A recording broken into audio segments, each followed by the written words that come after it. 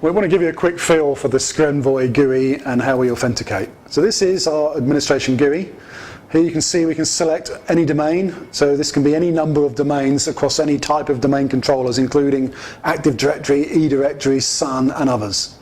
We also have our own built-in miniature domain, so if you don't have users in an existing Active Directory, such as external users or customers, then you can set our system up such that it uses, in this case, demo, which has been defined as a lightweight directory services environment built into SecurEnvoy.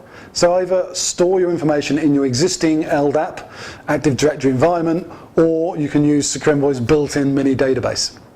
So we're going to go ahead and use the built-in dev2.com, which is my existing Active Directory environment.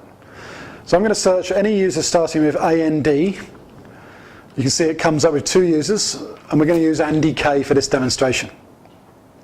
Okay, so I can enable this user. I can set administrative privileges if I want that user to be an administrator, and lock it down to certain groups of users.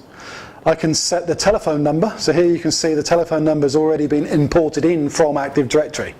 Now if this telephone number is unknown, and more importantly, if the user has their own personal phone, then you'd select private number. A private number means that the only people who will ever see this telephone number will be administrators of this system. So this assures end users with their own personal phones that it'll only ever be used for SMS delivery, not for their boss to call them. Okay, next we can select the operational mode. Here you can see one-time code is the default, and we can, if you want, use real-time, but we would not recommend it, because the problem with real-time is you cannot guarantee to receive the SMS. In fact, Vodafone themselves give statistics that 96% of their SMSs will be delivered within 10 seconds, so that implies 4 won't.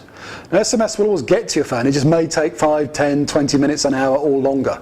Also, you may be in a signal dead spot, in which case you'll never get the actual SMS until you move back to a signal coverage area. So we're going to go ahead and use the one-time code. Other options are soft tokens, so this means I can go ahead and use an iPhone app from either SecurEnvoy or Google Authenticate, or I could use it in other phone types such as Google Android or BlackBerry, or in fact PC or Macs.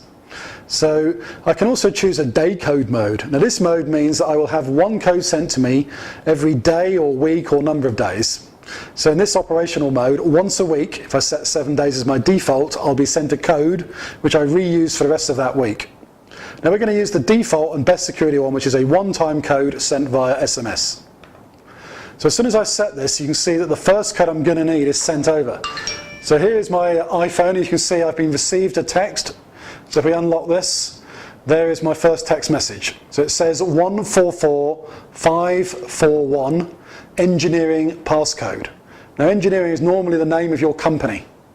Okay, so let's go ahead and do an authentication so you can get a feel for what the end user does. So typically this could be 2 or 3 days later, you come to a point where you want to connect to your company.